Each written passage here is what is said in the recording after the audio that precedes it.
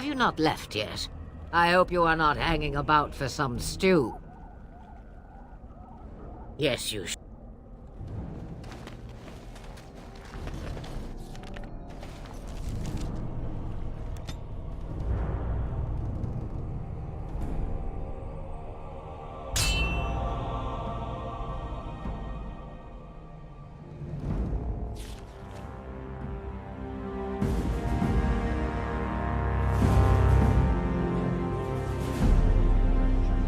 And I expect each of you to supply these men. We must rebuild what was lost at Ostagar, and quickly. There are those who would take advantage of our weakened state if we let them. We must defeat this Darkspawn incursion, but we must do so sensibly and without hesitation. Your lordship, if I might speak. You have declared yourself Queen Honora's regent, and claim we must unite under your banner for our own good. But what of the army lost at Ostagar?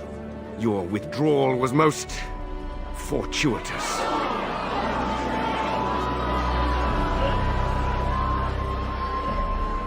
Everything I have done has been to secure Ferelden's independence. I have not shirked my duty to the throne, and neither will any of you! The Banorn will not bow to you simply because you demand it. Understand this. I will brook no threat to this nation from you or anyone.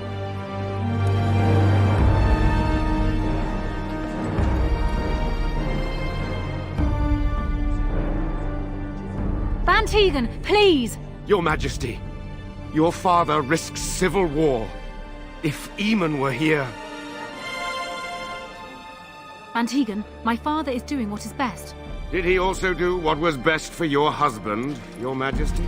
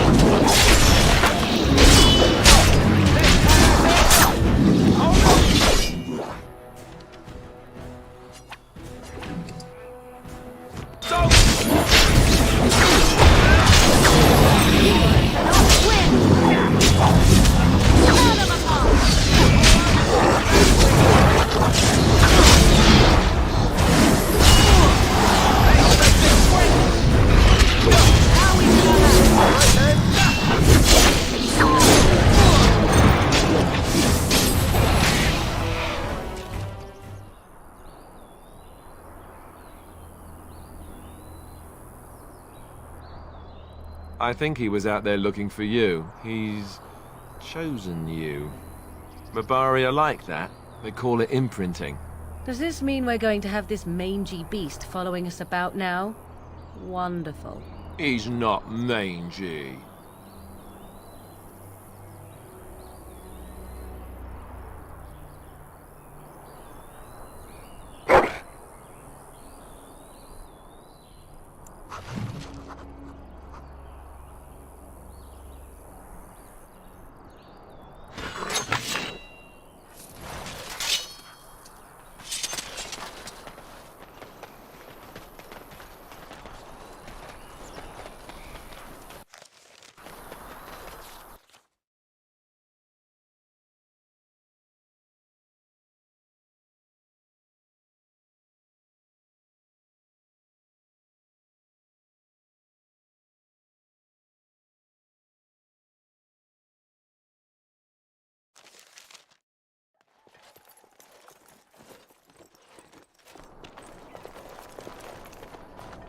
Wake up, gentlemen. More travelers to attend to.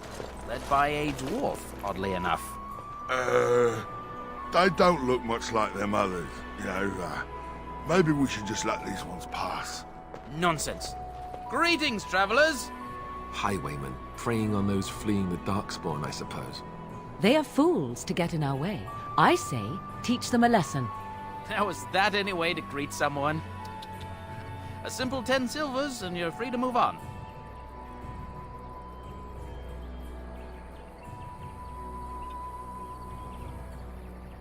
What did I tell you? No wagons, and this one looks armed. The toll applies to everyone, Heinrich. That's why it's a toll, and not, say, a refugee tax. Oh, right. Even if you're no refugee, you still gotta pay.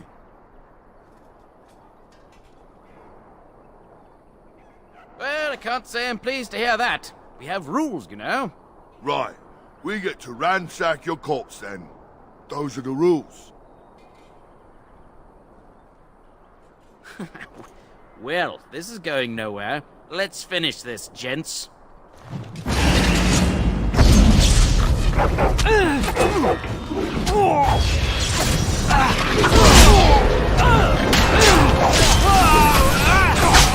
All right, we surrender. We're just trying to... Yes, I'm a criminal. I admit it. I apologize. Yes, of course. There aren't any. Just the Templars, and they'll execute me. Bless you. The Darkspawn can have this place.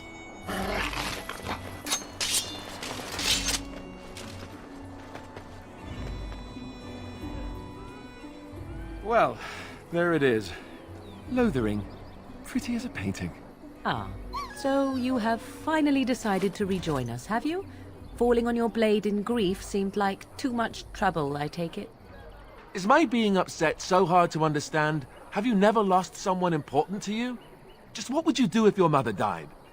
Before or after I stopped laughing. Right, very creepy. Forget I asked. Yes, I know. I was just thinking. No wonder it took so long, then.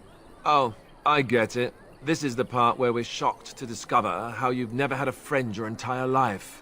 I can be friendly when I desire to. Alas, desiring to be more intelligent does not make it so. Anyway, I thought we should talk about where we intend to go first.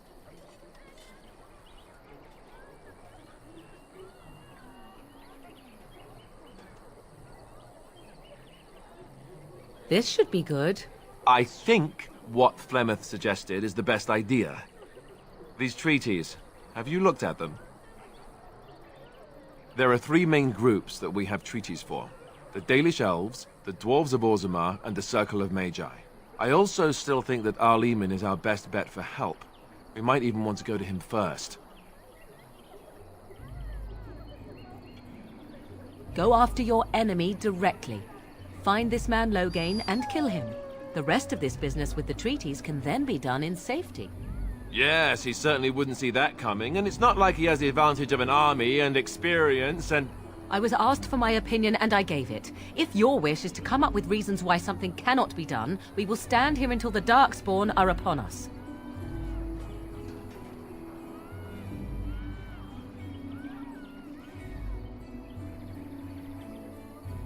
Well, I don't know where we should go.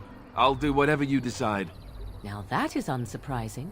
Arleman is a good man, but I don't know for sure he's where we should go. I'm not going to fight about it.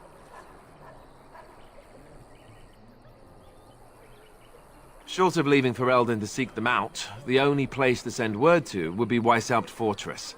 And that's thousands of miles away. I can give you directions, if you like.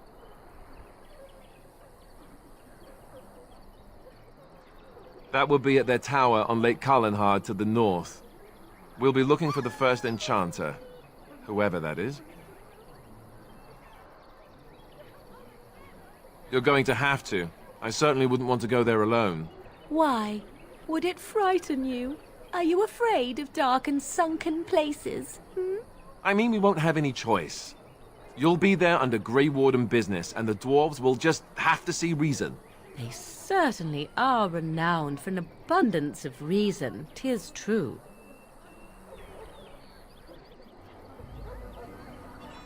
You don't know where Orzamar is? He doesn't know how to find it on the surface, fool. He has never been here before. If you follow the west road around Cullenhard Lake into the mountains through Gerland's Pass, from there I expect you know the way. Then you have a plan. Fair enough. Let's head into the village whenever you're ready.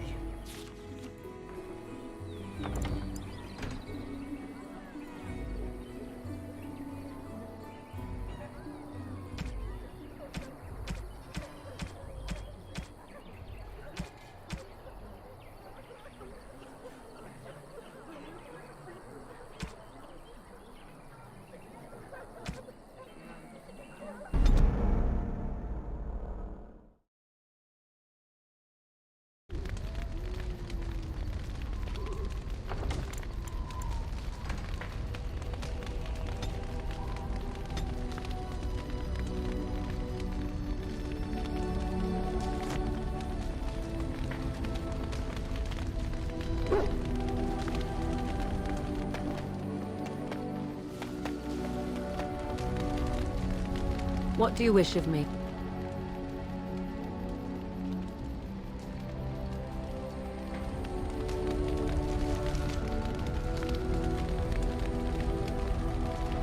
What do you wish of me?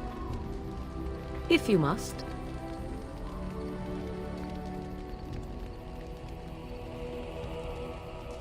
I was not born such. 'Tis a skill of Flemeth's, taught over many years in the wilds. The chastened have tales of we witches, saying that we assume the forms of creatures to watch them from hiding. When a child is alone and separate from his tribe, that is when we strike, dragging the young boy kicking and screaming to our lair to be devoured.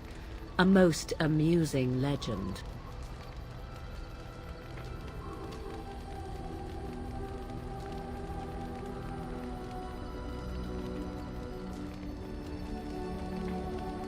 So I assume. My mother has walked the wilds far longer than I. Who am I to suggest what things she has done and not done in her past? Why do you ask? Is there something specific you wish to know?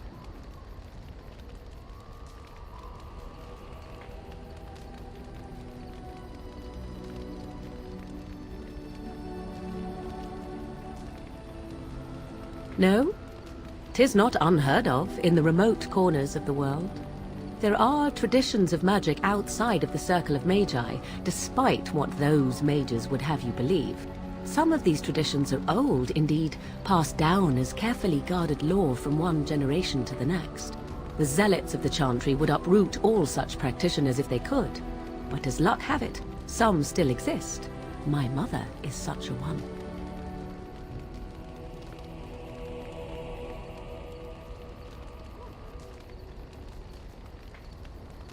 I am surprised you think so. Still, 'tis a pleasant thing to hear. There were nights when the wilds called to me, 'tis true. You look upon the world around you and you think you know it well. I have smelled it as a wolf, listened as a cat, prowled shadows that you never dreamed existed. But my life is as a human. I am under no illusions to the contrary.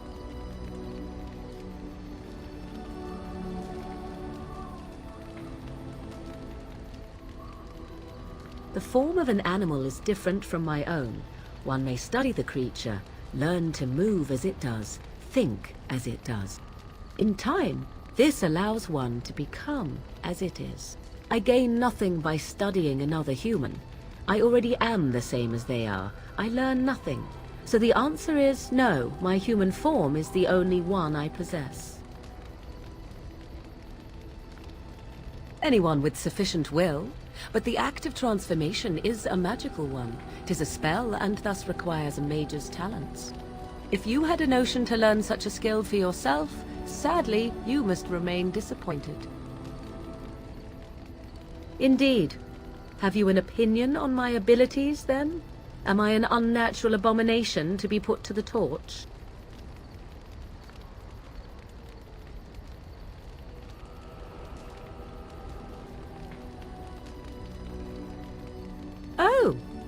You're simply full of surprises, little man, aren't you?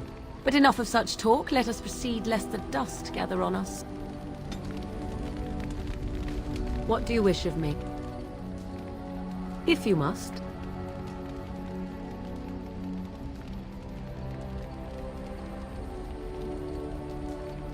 Possibly, if I had the desire to.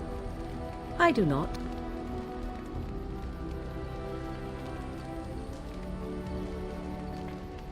I was told to accompany you and to help you, and that I shall. This may extend to the teaching of my mother's skills in time. For now, I simply do not know you well enough. I promise nothing. What do you wish of me? If you must.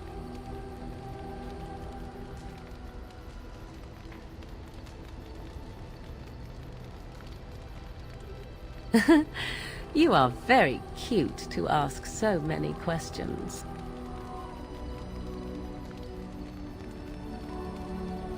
Really? Perhaps we should be wrapped in ribbons and adorned with flowers. So cute are we, too. My mother has been hunted from time to time, yes, by Templar fools like Alistair, which should tell you how successful they generally were. Flemeth made a bit of a game of it, in fact. The Templars would come again, and she would look at me and smile and say that the fun was to begin once more.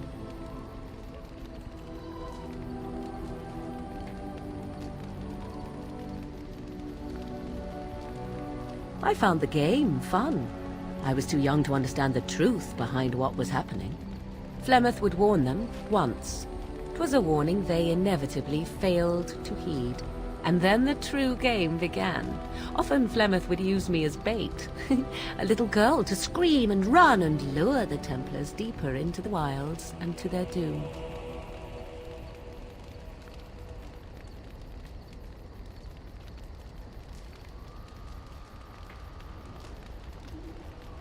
Sometimes. Eventually. Thankfully, the wilds is a vast place. Once they found us, Flemeth would simply move us elsewhere, and we would be lost within the forest once again.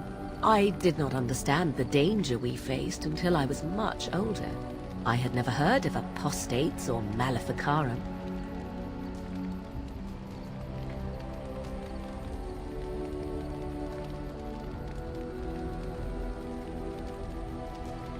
You do not know? The Zealots use that word for any magic they do not control. The Chantry sees any mages not leashed to the Circle of Magi as apostates. And apostates could become maleficarum, evil mages that resort to blood magic and become demon-enslaved abominations.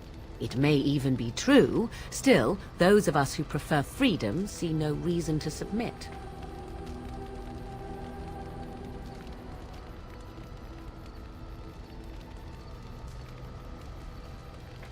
Thank you for small favors, then, at the very least.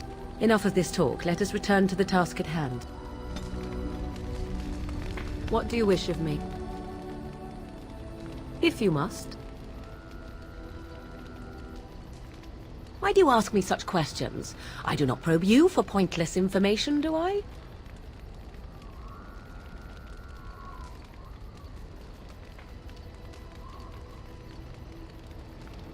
Beg pardon, then, while I jump for joy. What is it you asked? If I grew up in the wilds? A curious question. Where else would you picture me? For many years it was simply Flemeth and I.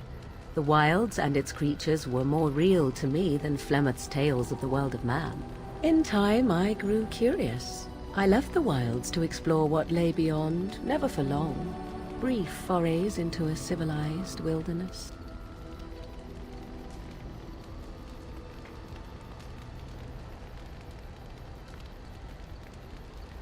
Would you not do the same? Your world is an unforgiving and cold place. The wilds I hail from is home to me, and I a natural denizen. For all that I had been taught, however, the truth of the civilized lands proved to be overwhelming. I was unfamiliar with so much. So confident and bold was I, yet there was much that Flemeth could never have prepared me for.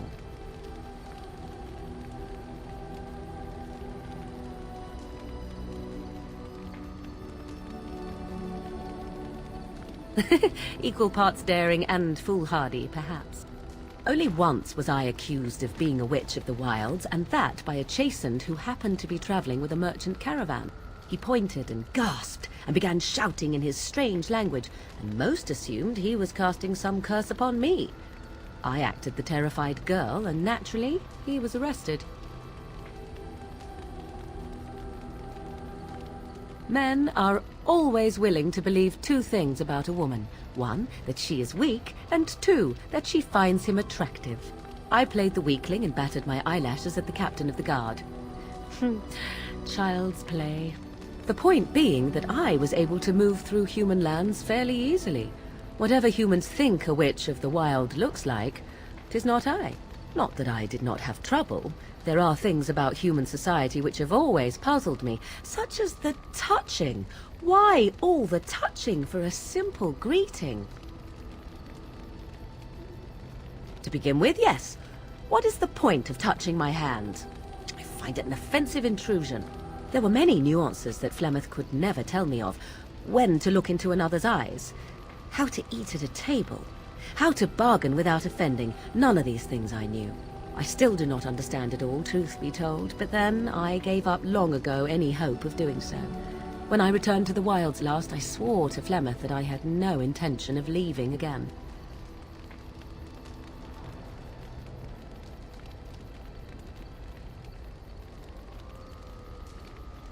Yes? Let's ignore the entire Darkspawn threat and the presence of a simpleton as your only other Grey Warden ally, then. Not that I lack appreciation for the intent of your comment. Thank you. Well, let's get on with it before the ground opens up and swallows us, yes? Yes? At times, perhaps. A world full of people and buildings and things was all very foreign to me. If I wished companionship, I ran with the wolves and flew with the birds. If I spoke, 'twas to the trees.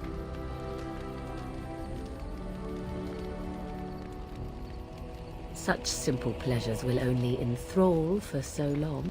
I recall the first time I crept beyond the edge of the wilds. I did so in animal form, remaining in the shadows and watching these strange townsfolk from afar. I happened upon a noblewoman by her carriage, adorned in sparkling garments, the likes of which I had never before seen. I was dazzled. This, to me, seemed what true wealth and beauty must be. I snuck up behind her and stole a hand mirror from the carriage. 'Twas encrusted in gold and crystalline gemstones, and I hugged it to my chest with delight as I sped back to the wilds. She was not. Flemeth was furious with me. I was a child and had not yet come into my full power, and I had risked discovery for the sake of a pretty bauble. To teach me a lesson, Flemeth took the mirror and smashed it upon the ground. I was heartbroken.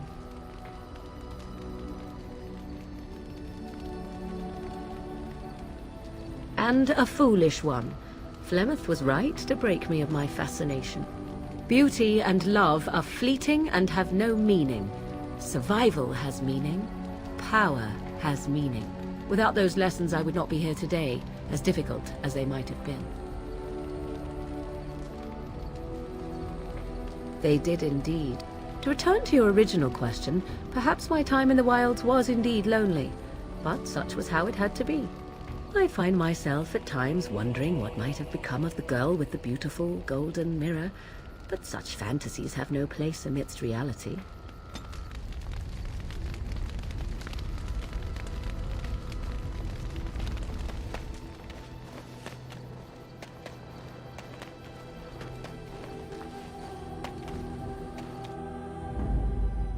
Indeed.